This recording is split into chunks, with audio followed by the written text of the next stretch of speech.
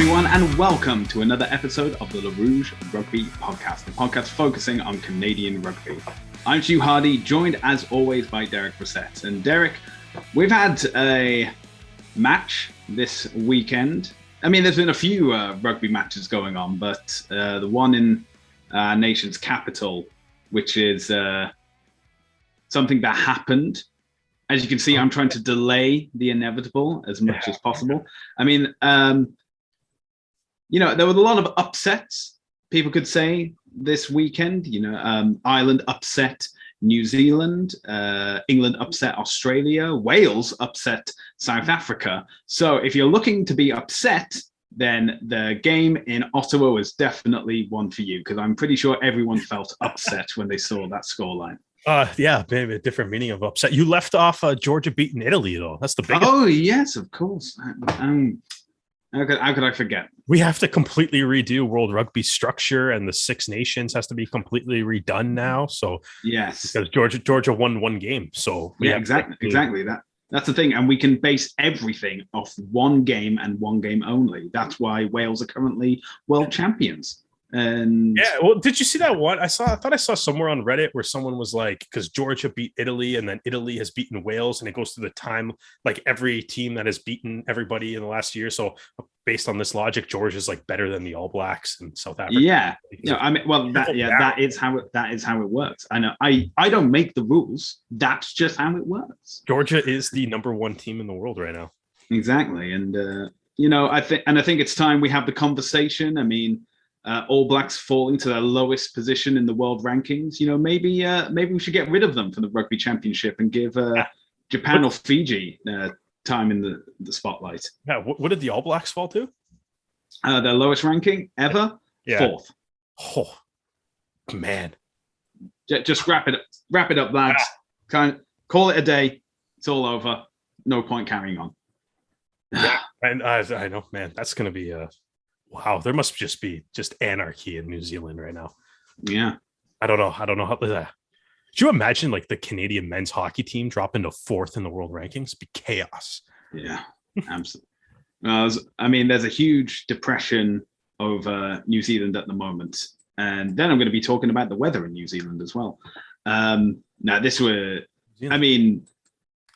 was very slighted that Ireland could become world number one again. Instead, it's the current Northern Hemisphere champions, France, that are located at the top spot for the first time. France is rolling right now, though. Yeah, they're they're doing it at a perfect time. Yeah, 1 year before a World Cup.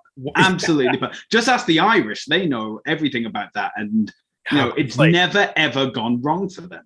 Home World Cup for France too, man. Like that's a lot to build up to. Obviously, too, the other big game that we have to talk, we should probably mention, the USA beating Chile by 1 point in like torrential rain.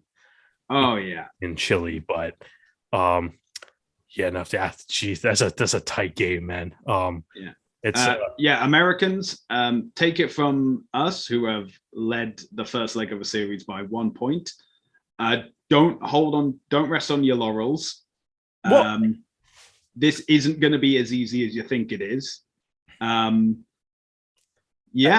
So get used to that. At least the USA get their second leg at home, though. So it's like they're going back home, right? So that's a little bit nicer for them. But I think we do have to mention though too, like that Fernandez try was probably the best try of the weekend.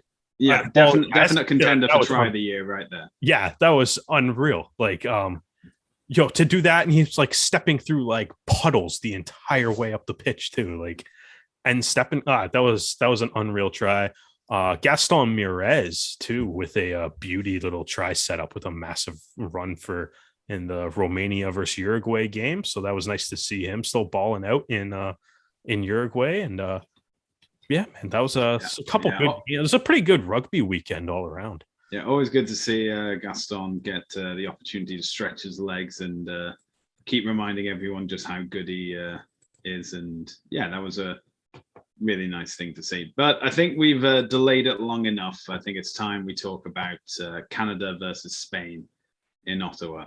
So this was the second game of the summer fixtures for the men's team. The first, of course, being last week's game against Belgium. And, we were saying that Spain are going to provide a real test. Obviously, they were 6 places above Canada in the world rankings. And the last time Spain faced Canada, Canada was a very different team. Spain was a very different team as well. This has only been their third encounter ever. And, it's worth remembering that Spain technically qualified for the Rugby World Cup before another technicality got them disqualified. So are we all in agreement that it's absolute nonsense that Spain's not in the World Cup? I think it is a lot of, we don't want to have egg on our face, so we're going to stick with the decision that we've already made. And as in they should be there. Yeah. I feel bad for them and all. I do feel bad for them. It's one player, one team making especially after like the other major rule change that World Rugby just passed too. And it's you look at like the Tongan roster right now, but Spain can play at the World Cup. It is what it is. Yeah. So keeping in mind that Spain are a strong team. They've proven themselves to be a strong team probably for the last 5 years or so. Yeah, they've been for a while. Okay, and they came into this game as like the firm favorites. Anyway, and sure enough, it was Spain that got the first score of the game with a try in the 6th minute, and then the 11th minute, and then the 16th minute, and the 21st minute. And so 4 tries, 4 conversions, I believe. 3 of them were converted. There was only one that missed the boot of orders. And in the same time frame, Canada had only been able to score 2 penalties from the boot of Peter Nelson in the 9th and 19th minute. So if this was an MLR game, Spain would have already secured the bonus point by the 21st minute. And then Spain decided to keep on scoring, but not before Lindsay Stevens was able to power over the line and get his first try on his first start as well for Canada, which is, the silverest of linings. But then Spain answered back with a try in the 33rd minute and then the try in the 36th minute. Those 2 were converted, which gave the lead of 40 points to 15. Yeah, 40. So it's 40-15 at halftime. So basically, Spain had scored a point for every minute they had played. It's 40-13 at halftime. Oh, so it was even worse than I thought it was. Yeah, man. Yeah, let's get this right. Let's we have to provide an accurate portrayal of the how bad it was. So it was it just seemed as though Spain were drilled in for the first half. There were so many errors coming from Canada, and the annoying thing is what they were unforced errors as well. I think that was a real pain. But we move on to the second half, and it just started same as the first. Spain scoring a try almost immediately, but then momentum seemed to swing back to Canada's side as Rumble was able to get over a few minutes later for Canada's second try. Then it was followed up by another Spanish try, but the conversion was missed on that one. And finally, Spain got their last score of the game in the 65th minute, which was Alonso getting his second try. And again, that conversion went wide. And then, firmly on 57 points to 20, it seemed that Spain didn't really decide to put any more effort in at that point. And I'd say by like the 70th minute, they just took their foot off the gas altogether. Kainoa Lloyd was able to get over for another try. And between that try and Jack McRogers getting his first try, as well as his first cap for Canada as well, Spain received 2 yellow cards within the space of 2 minutes. So Abotiz and Pinero both got yellow carded, which brought Spain down to 13 men. And then Macrojas was able to get over. And yeah, unfortunately, it looked as though Canada were going to go for another score, but a missed pass just went into touch. And that ended the game where it was. The final score, Spain 57, Canada 34. So even though I've mentioned some negatives, and there are a lot of negatives to talk about in this game, I just want to bring out like a very brief positive is that, okay, 40-13, not great, I'll admit, but in the second half, because of Spain's misconversion and because of Canada finally being able to string plays together and capitalize on Spain's errors and just get some attacking play strung together. In the second half, the scoring was 21-17 to Canada. And I put out a tweet saying that, amongst the rubble, there is a foundation in this team. There is some plan of which these players can come together and challenge stronger teams higher up the rankings. I'm not talking about like the tier 1 nations, because we clearly know that that's not going to happen. But once there seemed to be a moment of clarity amongst the Canadian attack, it seemed to string together. There were so for example, Lucas Rumble able to spot the gap, Jack McRogers able to power over with the driving maul for another try to soften the blow for Canada. And that's the thing, is that I know that we're going to be mentioning Kingsley Jones over the next few minutes as well. But is that, does he come up in conversation after these games very often? Well, certain things come up about him. But, if their focus of Rugby Canada is for 2027 qualification and 2031 qualification and focusing on getting young players into the squad and giving them more chances, as well as just focusing on what the qualification journey will be in 2025, I believe, or 2024, 2025. Again, nothing's been announced yet, so we can't really give a firm idea of when it's going to be. It's 2025. Yeah. So yeah, this is the time, especially in a game where for both teams, it doesn't really matter who wins or who loses, so long as you can like impress the higher ups, I suppose. And there was some opportunities for these players to impress. So when I say there's a foundation amongst the rubble, there is something there that I can see in this Canadian team. However, there is a lot of rubble to sift through to get to that foundation. And yeah, there's so many things to bring up. There's Peter Nelson kicking out on the full. There was 2 lineouts in the Spanish 22 in the space of like 3 or 4 minutes. One was overthrown. The second one was knocked on. One went back for a try. Yeah,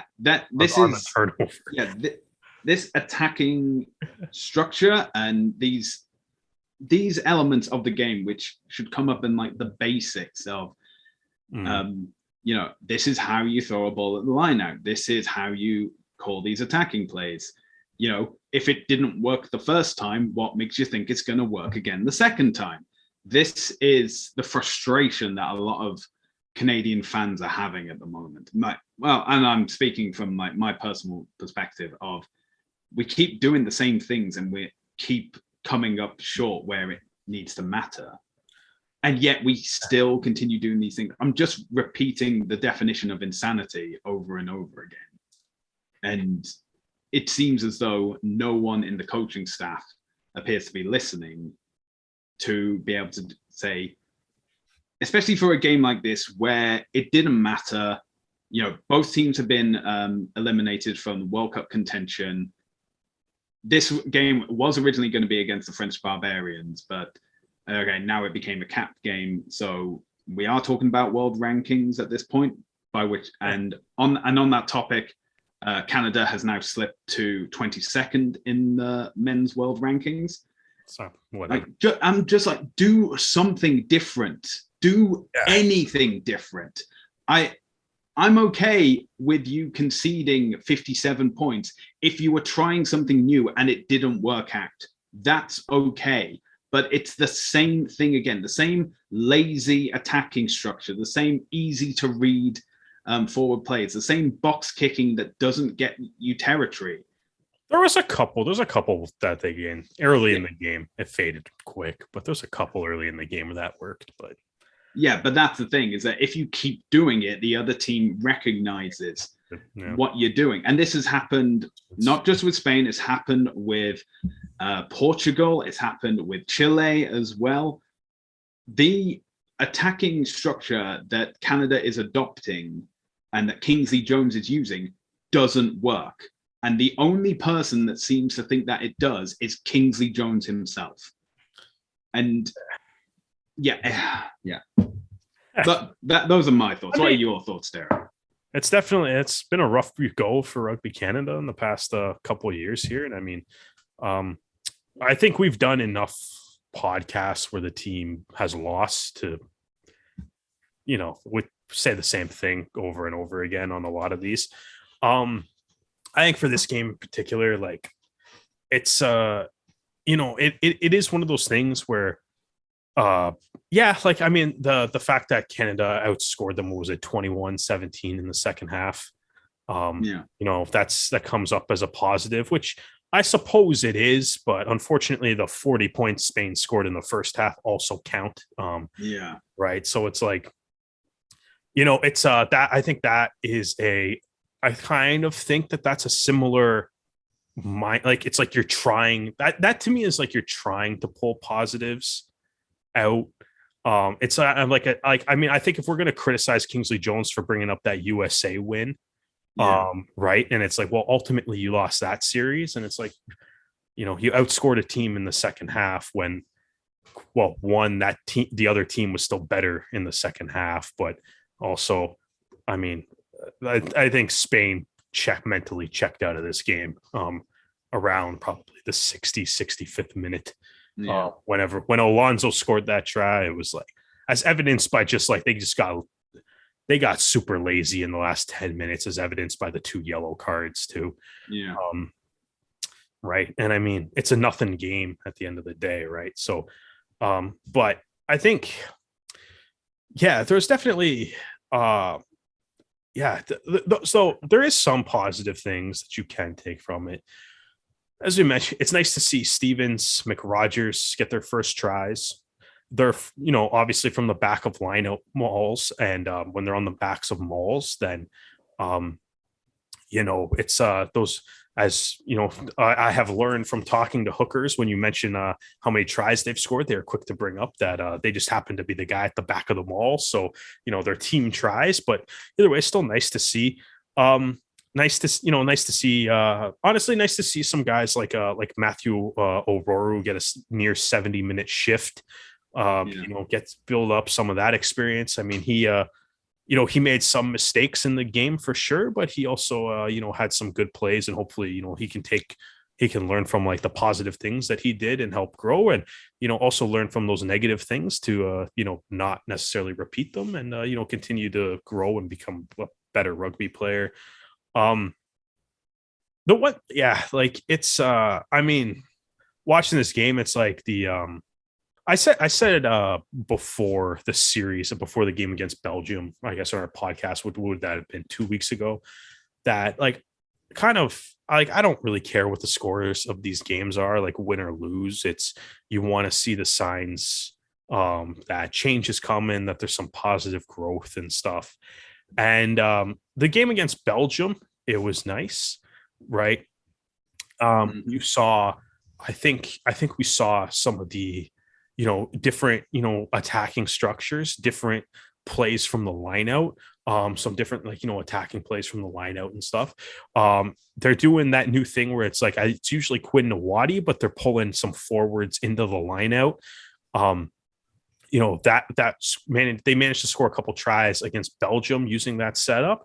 And I believe Rumball's try, even though it took them a couple extra phases to actually get it, it was the same lineout setup. I think that's helped set that try up. So they're still kind of using that. A couple of their set piece plays off scrums and stuff that did work against Belgium didn't work against Spain. So maybe you got to reevaluate that. As you kind of mentioned as well, the lineout, like the mall seems good. Like once they actually get to the mall seems good. The problem is getting to that point. Far too many overthrown lineouts, far too many and even the ones that weren't necessarily overthrown, there was a lot of ones that were dropped or knocked on too.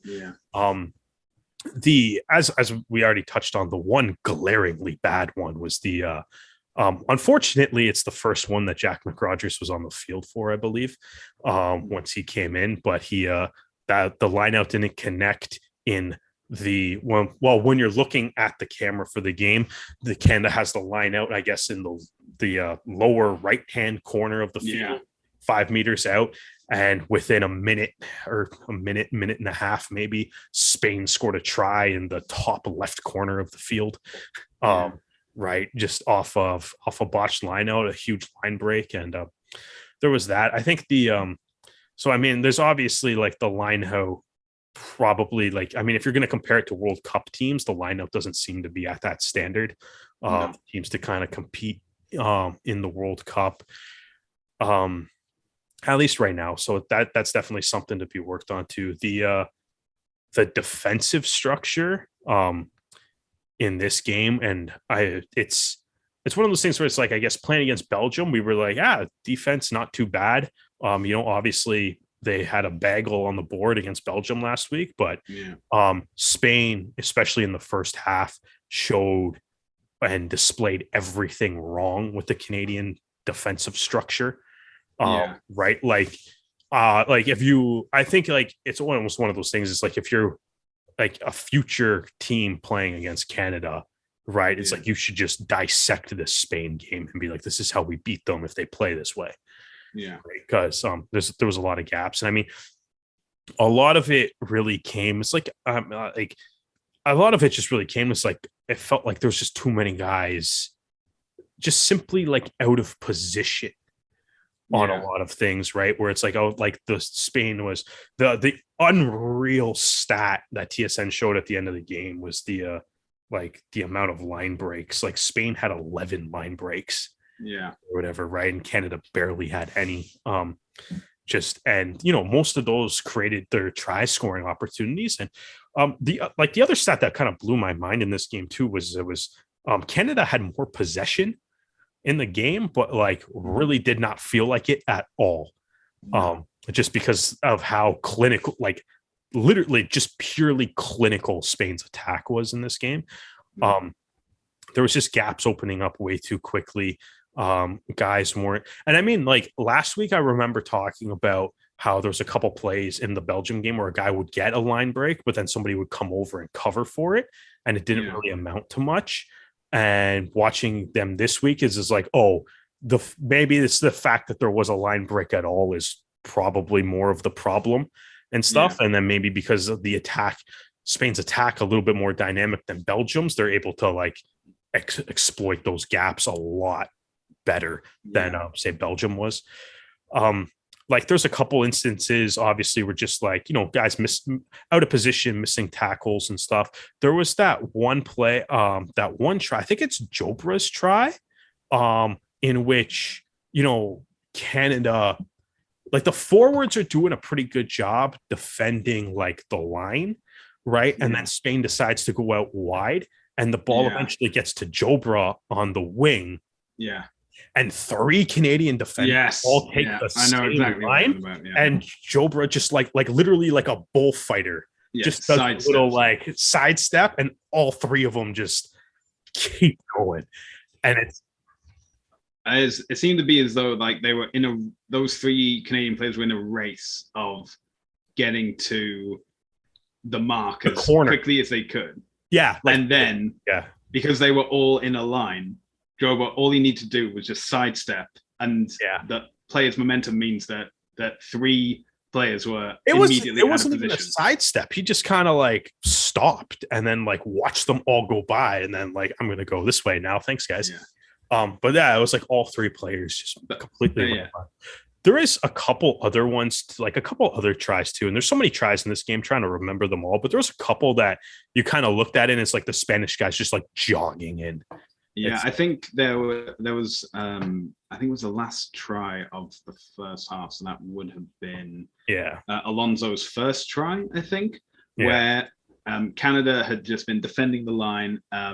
Another player had made a break and brought him down, and then from the ground he offloads to Alonso, who's running onto the ball, and even if he had been tackled, the momentum alone would have brought him over. That's something else that irritates me in this Canadian attacking platform, is that the guys are far too static on the pitch. Is that and like that example clearly shows like how dynamic Spain were, because a player had gone to ground and there was only one Canadian on him, so he had the opportunity to offload, and there's already a player running up to get the ball. I can't remember if Spain had the advantage or not, because if they did, and say, oh, that's Spanish, if Alonso had knocked on, we go back for the scrum. But there's that opportunity, and then you have Canada in like the middle of the field, and the players are just static, and the Spanish defense can clearly see where the ball's going, and if there's only one option of where to go and everyone's just standing around, then of course Spain are going to be able to push up and set Canada back a few meters with every phase. I think it's 2022. Attacking rugby has changed. You can't just be standing around. See, my question though too is also just like, the attack's obviously not that dynamic and stuff, but it's like, against Belgium it looks all right, and then it's like against Spain you can't do anything. Well, I mean, you can't do anything, but I mean, you did get 4 tries and 34 points. 2 of those tries are mauls. Right. Rumball's try is also off a line out. Right. Yeah. Lloyd's try a little bit more in fluent play. Right. So it's like you got 3 or 4 tries kind of off the set piece of the line out. So, I mean, the tries are nice, but it's like, how much are you creating in like open field? Right. Like when you have those, like when you have like a counter attack opportunity and stuff, like how much are you able to create with that?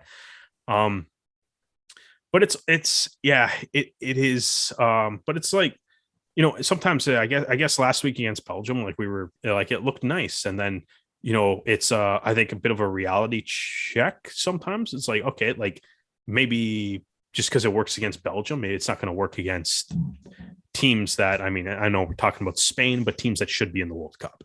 Yeah. Right. It's like, maybe there's another level that the attack might have to reach. Because I mean, at the end of the day, like, even though 34 points are scored, you lost by 23. Right. So, but it's, so it's like that. I think that's tough. I mean, it's, honestly, I think like this game, really, like the course of the game really, to me, felt like every time you'd see something positive from Canada, it was followed up by something that was negative or whatever. Yeah. Like there was very few moments where it's like we're stringing together a whole bunch of positive play. I think one of the best examples of this was, the Luke Campbell had a breakdown steal that Ross Brody, gathered and then hit this sweet 50-22 kick. Yeah.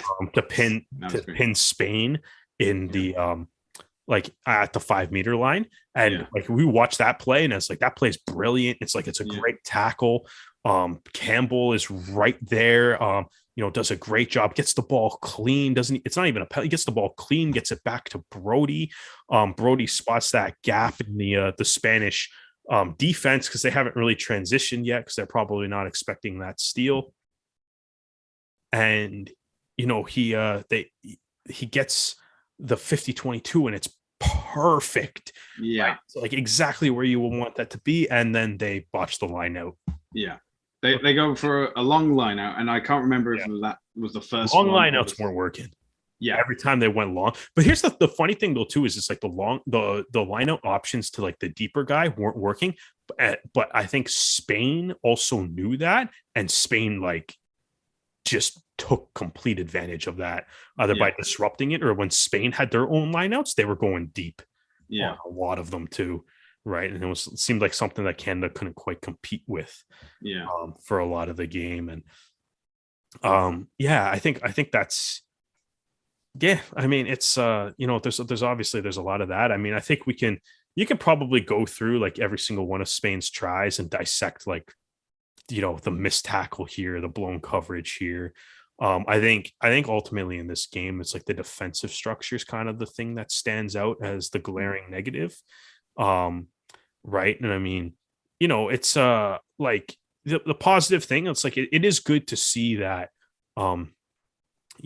Canada did kind of come back. Canada seemed to like have a bit more energy, I guess, toward the end of the game when like I think Kingsley Jones might have waited too long to put the subs on. Yeah. Especially in a game that doesn't matter in the grand scheme of things. Like, you know what I mean? Like Michael Smith only played 10 minutes. He's the best he was probably the best, one of the best Canadian. He was probably the best Canadian player in the MLR this year. Right. Only played 10 minutes. Right. Liam Murray came on in like the 75th minute. Right. Like, you know what I mean? And I think like part of that too is I think like just like general maybe squad selection for that, right? Because Roland obviously was ruled out late. And Roland and Ilnicki are the only two tight heads that were on the team. Yeah. Right. So then Roland got rolled out late, which means the bench ended up being Murray and Sears Duru, were both loose heads, right? Which Cole Keith obviously has played tight head a lot. But Canada seems to really want him to be a loose head. Right. So it's like, but because of that lineup structure and whatever, because that squad selection is also like, now that Roland's hurt, now you have Cole Keith in a position where he's got to probably play the vast majority of the game because you need that tight head if there's a scrum. But because of that, it's like, well, a guy like Liam Murray that could probably use some game experience and stuff only ends up with, 5 minutes at the end of a, 23-point blowout, right? Like, although he was part of the maul that got McRogers his try. So, I mean, he did have a positive contribution anyway. So good for him. I said it's nice to see O'Rourke get a big shift. Von Dadelsen as well. Like he came in, he got his first cap again with only 10 minutes left. Higgins came in with like 13 minutes left. Same with Graydon Boyd. 13 minutes left, and it's like, in a game you're down by, like, you went into halftime down 40-13. Like I would have liked to just be like, just let him go. You know what I mean? Like you don't need to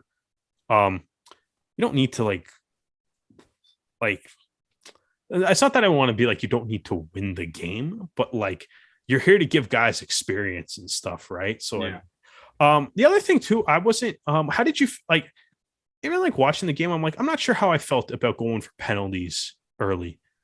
I'm like, I know, like just again, from the point of view of the game doesn't really mean anything, right? And I'm like, I know Peter Nelson can kick. Right. Like, what do you like? Let's go. Like, what do you learn from Peter Nelson kicking that? It's like, go learn something about the team. Like, be like, or even like use the games as like an opportunity to be like, okay, sweet. Like, we have a penalty here. Right. It's like, why not? Like, let's try a set piece play off the scrum that we haven't used in the game yet. Like, let's take an opportunity to try things, even if it's tactically not the best option in the moment. Right. But it's like, you can, like, these games are opportunities to build towards the World Cup qualifiers. You want to have that. But I think, so the first penalty came in the 9th minute. So this is shortly after Del Hoyo's and Spain's first try of the game. And at that point, I would have been like, no, you know what? Kick for the corner. Try a driving more from the line out. See if you can like match the intensity. And then because the next penalty is in the like 19th minute, after which Spain have had like 2 more tries. And if say that effort had come to naught of a driving more from like the original penalty. At the second point, I've been like, you know what, just get some points on the board just so it's not shutout loss. But no, it's but I mean, for in the 9th minute, just kick for the corner and just try something new. Go for it. Especially since it's like you kind of look at that the situation, the way the game played out, as we just mentioned, 3 of the 4 tries came off. As much as we're saying the lineout wasn't very good, 3 of the 4 tries were off the lineout as the starting platform for that, right? So I think that's kind of where my frustration lies. It's like I would like to see them just trying more things, but also like, kind of back to the lineup. I mean, like looking at it, it's like, Dawson Fatorik got 61 minutes, or not 61 minutes. He came in the 61st minute and stuff. Like he was the first real like sub to come. Like Sears Duru came on for Ilnicki at the 55th minute, but I mean Sears Duru is a vet on this team. So, but like for all the younger guys and stuff, but also just, they shifted. The lineup got shifted around a little bit where they had Corey Thomas Corey Thomas playing instead of Josh Larson at lock, but then like Luke Campbell starting at 8, and I'm like, man, like why not see like once you're rather like, I don't know, why not try like Botcher or like Carson at in one of those. Like, Carson could have been, at lock instead of you could have Botcher come in instead of like, why not? Like the younger guys are on the team. And I mean, you really look at what the squad was picked before, right? Because like Quatrin got hurt. Yeah. I'm guessing in like maybe the captain's run or warm up or whatever the timeline is for his injury. Right. So like Mick Rogers wasn't even going to play. Yeah. And like it's right, like if you're gonna like bring these guys on, like don't you, I said, because it's like again, like a guy like there's so many players on the team that are getting game time right now that it feels like that are like these guys are gonna be like, there's a lot of players in this squad getting the bulk of the minutes that say by the time the next World Cup rolls around are gonna be like 35, 36 years old. Right. Because by the time by the time the next World Cup that Canada can play in rolls around. Yeah. Right. Like they'll be like, 34, 35, 36 years old. And I mean, I suppose you're going to need them most likely to qualify for that World Cup. Yeah. Stuff. But it's like, you're a rebuilding team, right? So why not look to a few of the younger guys, especially, in games that, don't have that big of an impact other than maybe a shift in the world rankings, which I mean, isn't that big of a deal really. So why not take a shot at some of those guys? Like you put them on the squad, right? Like, so why not use them if they're on the squad, right? Yeah. And, so I don't know. And obviously there's a ton of injuries. And obviously from like the squad point of view too, there's a ton of injuries and a ton of guys playing in Europe that still just remain question marks as to where they are. Yeah. Right? And obviously that's probably like the number one thing that Rugby Canada needs to address right now is like how to get those guys to come, like I don't even know if it's come back, but like how do we, like, is it like how do we get them to be on the team again or whatever, whatever that barrier is. Like I'm not really sure, but it's like it feels like they just feel like a notable absence every single time. Yeah. Well, one thing to mention is that between now and the men's next fixture, which will be against the All Blacks 15, wherever that is, is that Nathan Bombris will have taken over the reins as CEO of Rugby Canada. So it may be a case of between now and then, some changes begin to emerge in the structure of Rugby Canada. Maybe that'll mean a change in the coaching staff. I guess we'll just have to wait and see. Yeah. I don't know. I think, like, do you think that there's going to be a change in the coaching staff?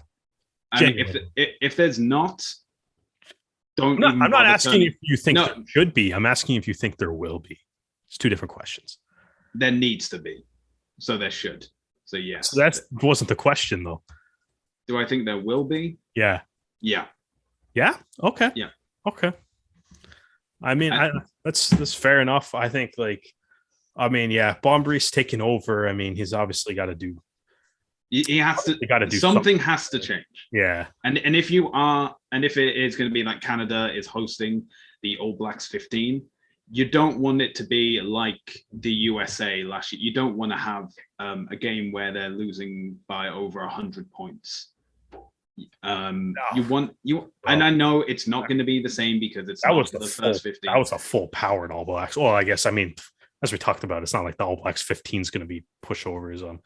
I think like the other thing too, though, like, I think one of the things I think that kind of does need to be done is like, there was the attendance for this game reported by America's Rugby News was 4,178. Yeah. Right. And, you kind of look at a lot of the social media and stuff, and it's like, I think it got brought up a little bit in that high performance review, kind of the relationship with like the fan base and the rugby community as a whole. Yeah. And I'm just like I hope we're not like, I hope the team's performance right now, and it's like everybody's, I guess, kind of view of Rugby Canada is at a very low point.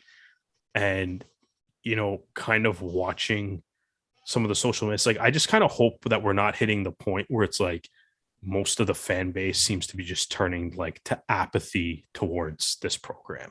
I think for a vocal minority that has now already happened, because if you look at like professional sport and you see, for example, in another sport, Italy didn't qualify for the FIFA World Cup that's happening later this year.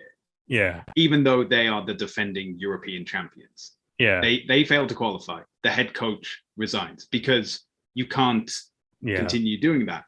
And then you turn around with Rugby Canada, and it's like, for the first time ever, Canada have failed to qualify for the men's Rugby World Cup. Yeah. Kingsley Jones is still here. And this is the point where people are saying that, look, if the organization wants to keep the same person that failed to qualify for the first time, why should I remain invested? Yeah.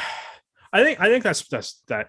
I think you might be onto something there, because I think like right now, like that might be what Bombries has to do when he does show up, right? Is so you have to make a move in some capacity.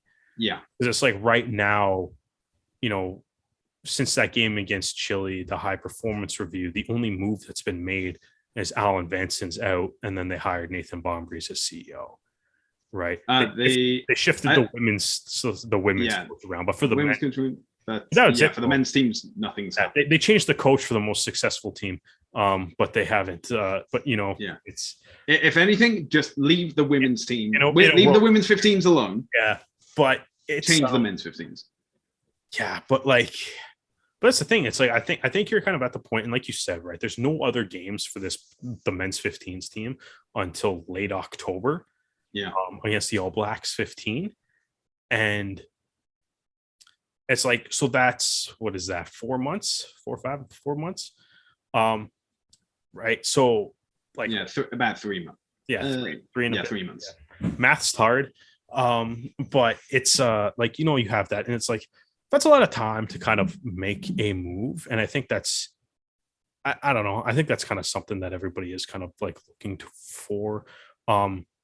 Because I think that like the general tone and stuff of like if you read social media, it's like a lot of the comments I put, because it's like, I don't know, I try to keep we kind of try to keep the show generally positive, like even if there's big losses and stuff. We do try to take the time to point out like the positive things and stuff. Like some, as we mentioned, it's like, it's cool to see Jack McRogers score his first try. That steal by Campbell and the 50-22 kick by Brody that happened right after was an unreal play. If you just isolate that 15 seconds of the game, like that was, was exceptional work from those players, right? And you can highlight the positive stuff, but it's like, I'm starting to notice now too, it's like when I send like tweets or any comments online and of a positive thing, it's always like, it's starting to come back to, it's like, yeah, but the score is 45-13. And I'm like, yeah, that's a good point. Right? So it's like, that's the kind of stuff that's starting to happen, where it's like, and all the positive things that are kind of, any positive thing that might be there that you can kind of bring up is starting to just get shrugged off, right? And it's, I think it's getting to the point where the fan base is a whole, like looking online and stuff, it's like, even if there is a positive thing that you can talk about from the game, it's like, people are going to see that 57-34 score line and be like, or especially the halftime score line. My goodness, the halftime score line was bad. Right. And people are going to see that and be like, it has to be fixed or whatever. And you could be like, it's cool that you scored the try and stuff, and be like, but right now, much like the idea that they won the second half, and then you go, but the first half's the problem, right? Like there's always, and also they'll say like, look, I know weed's legal in Canada, but what have you guys been smoking? Because it's you need to have some of it. And it's like, well, it's I don't know. I think there's just got to be something, man. And I don't know. Like it's, I honestly, I think that even for that, like, I think the team and the program, like, I mean, it'll be cool for the All Blacks 15 game to get hyped up. I think honestly, for the men's team, it might be a very good thing to have this little bit of a break, not during a COVID year. So it's like, maybe you can get some guys together to train. Maybe you can have some camps in the summer. You probably get the Women's World Cup to distract the rugby community from anything that they're doing, right? Because we're all going to be locked into the Women's World Cup for 2 months. Right. And then they can kind of maybe fly under the radar a little bit, maybe sort out what they want, what they want to do, whether that's from the point of view of the coaching staff, work out squad selection, figure out the direction and the philosophies that you want to take the defense structure, as you want to take the attack structure.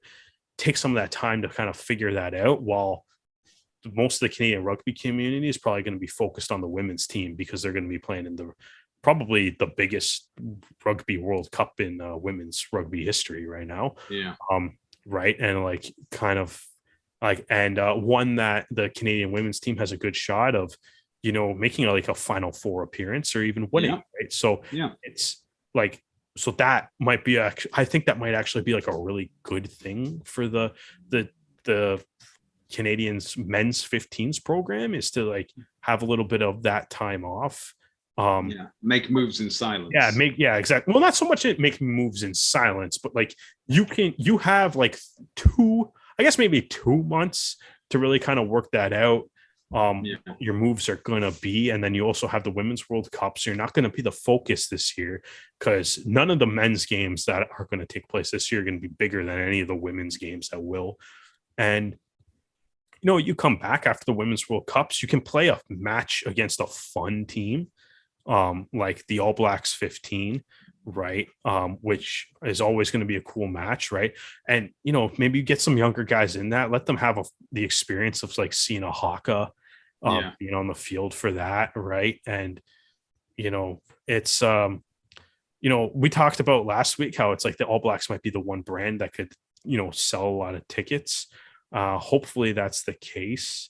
I mean, probably hypocritical of me to say it because I didn't go, but it is kind of disappointing to see like, the low attendance for the Ottawa match. Right.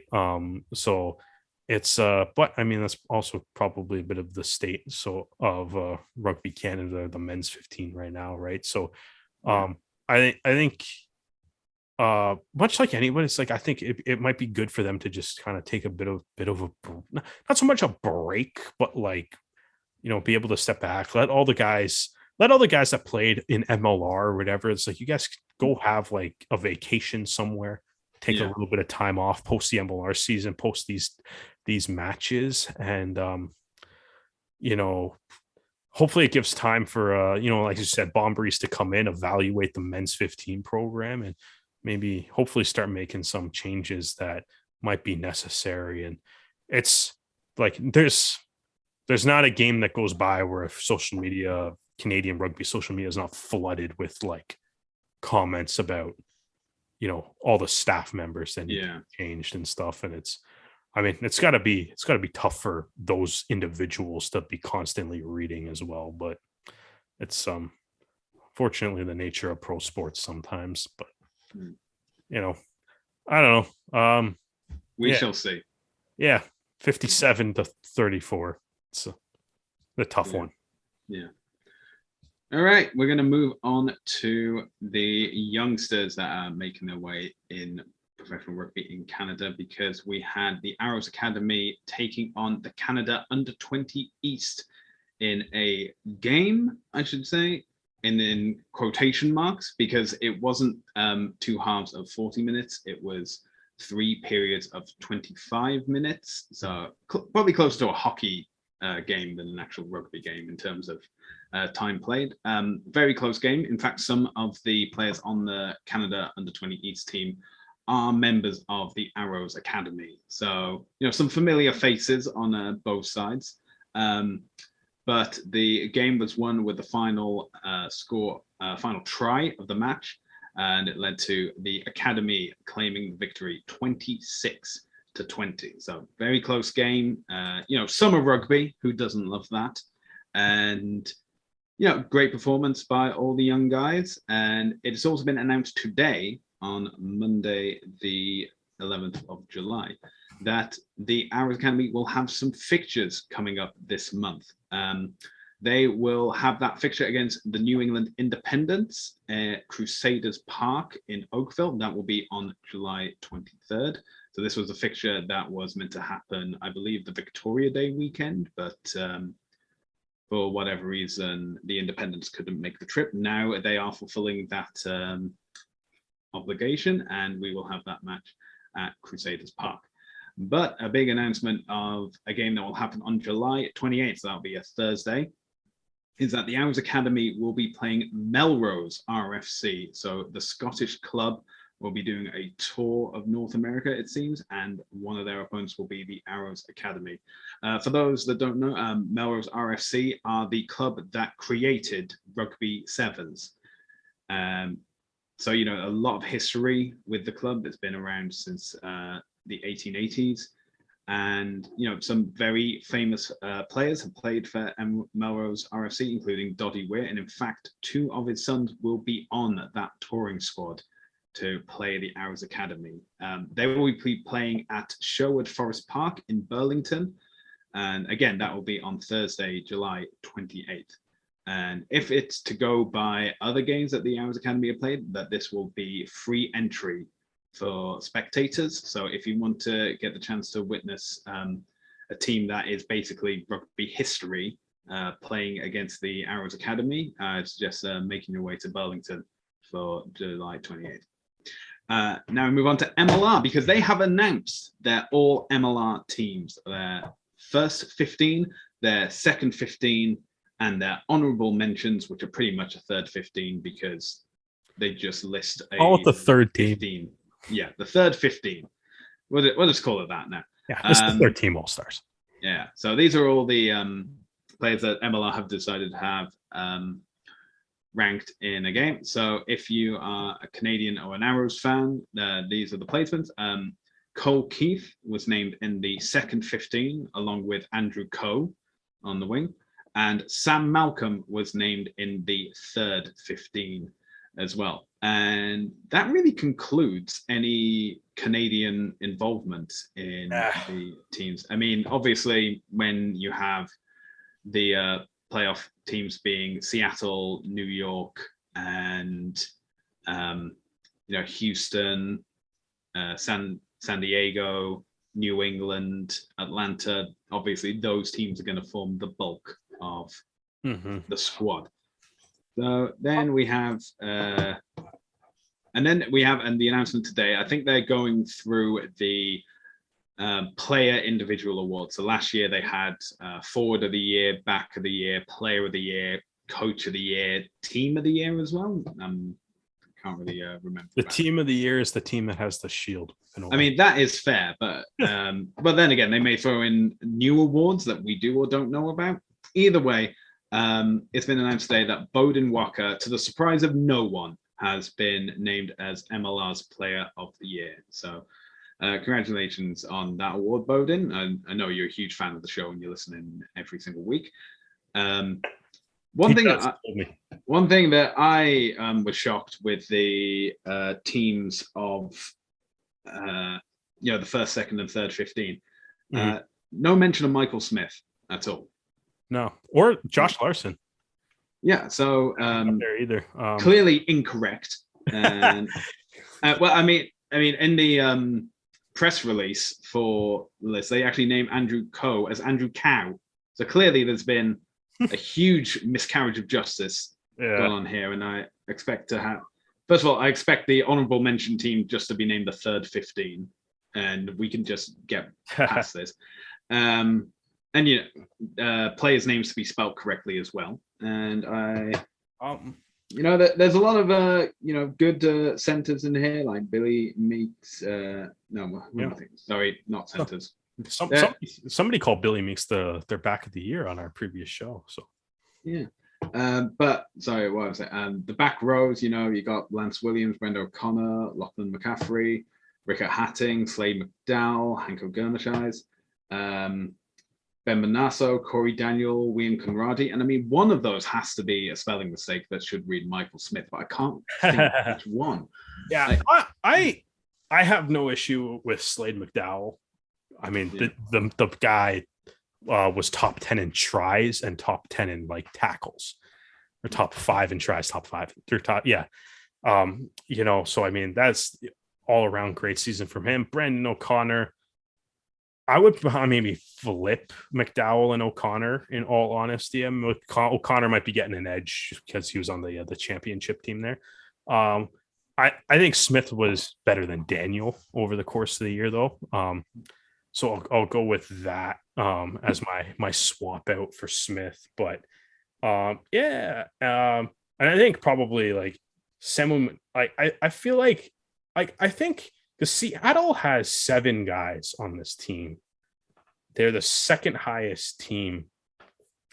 I mean, they did finish runners up in the championship series. But like they finished runners up, but they also didn't make the playoffs until 2 teams got DQ'd.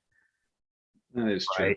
Like, you know what I mean? And I mean, like, the league's obviously not necessarily shying away from honoring the LA and Austin players that had good years, because they're well represented on these 2 teams as well. I don't know. I think they might be a little overrepresented. I have no issue with like Matthews, Hatting. Like, I don't really have any issues with like Matthews, Hatting, and Lopetti. Yeah. Right. Like those 3 guys definitely deserve their spots. And Alatimu should be up there too. But but like, I don't know. I kind of think that's where it might end for Seattle to me. But they'll get I guess they're getting a little bit of a bump for being the team in the finals, obviously. Same with like Rugby New York too, right? They're obviously the most represented team in the league, because I mean, the fact that they won the championship probably helps them out with that too. Cole Keith, nice to see him. First team or second team All-Star. That was great to see Keith get those honors there. And Sam Malcolm is where he should be on this list too, based on this year. As I mentioned, Bowden Walker, the undisputed best player in the league this year. AJ Alatimu was phenomenal for Seattle down the stretch, and ultimately a big reason too why they were able to make their playoff push, take advantage of that house money that they were given, and make the most out of their playoff push. So, I mean, Alatimu was in there. Overall, I mean, Smith and Larson, I am a little disappointed to not see on there, but at the end of the day, I don't really have any real issue with the squads. Yeah, all three of them, like other than maybe shifting some of the guys around based on their first, second, or third. That makes sense.